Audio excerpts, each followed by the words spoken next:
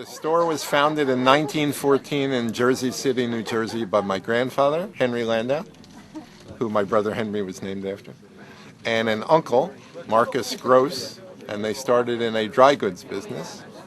They were condemned. Their building in Jersey City was condemned in 1919 for the construction of the Holland Tunnel, and the business was moved to Brooklyn, New York, where it stayed until 1955, and then we gratefully moved to Princeton in 1955 and celebrated our 50th anniversary 2005 and are currently in our 51st season in the wonderful town of Princeton.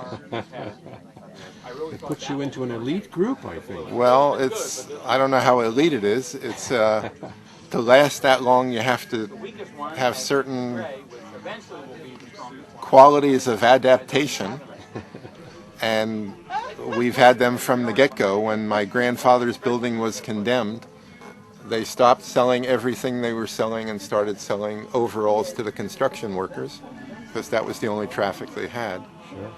When they moved to New York, a large fad took over, and people not riding motorcycles started wearing motorcycle boots and garrison belts, big wide belts, and motorcycle hats, and that became the staple of the business.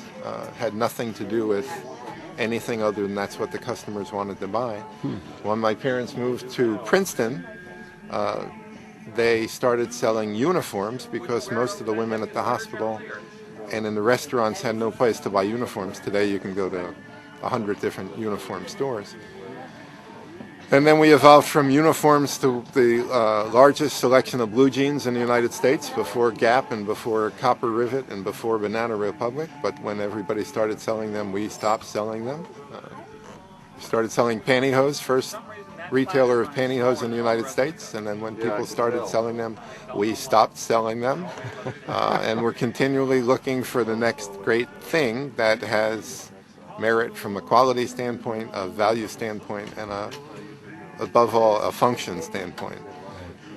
You're certainly known for your woolens. We are known for our woolens because part of the evolution of this business went through the country of Iceland when we imported a poncho, which necessitated dramatic response from customers, none of whom would buy it because it didn't fit, whereby I went to Iceland and we discussed the fit with the manufacturer, and they made it fit, and we started selling as many as they could make and developed that actually into a industry.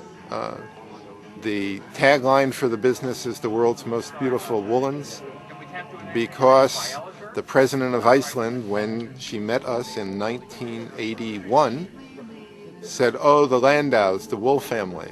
And we are the wool family. We represent woolens from 15 different countries. And again, the same qualities of uniqueness and value and function and quality continue. And that's the only way you can do it. So we get customers from all over the world. We get a lot of people who come back every time they come to town. We still deal with a lot of local people, but on weekends, more than half of our business is from outside our normal market area. You also have a claim to fame with the Einstein Mini Museum. How did that evolve? Oh, that evolved from being in town when they were filming the movie IQ in 1994, 1995, and we wanted to do something to associate ourselves with it, and requested that people brought in clothing that they had purchased from us in the 50s, and we thought we could wardrobe some of the scenes in the movie, and one lady brought in one coat.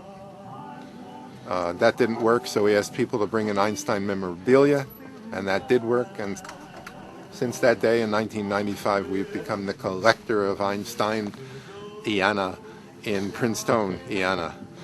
How are you, sir? To the point that we now have the only permanent Einstein exhibit in the United States.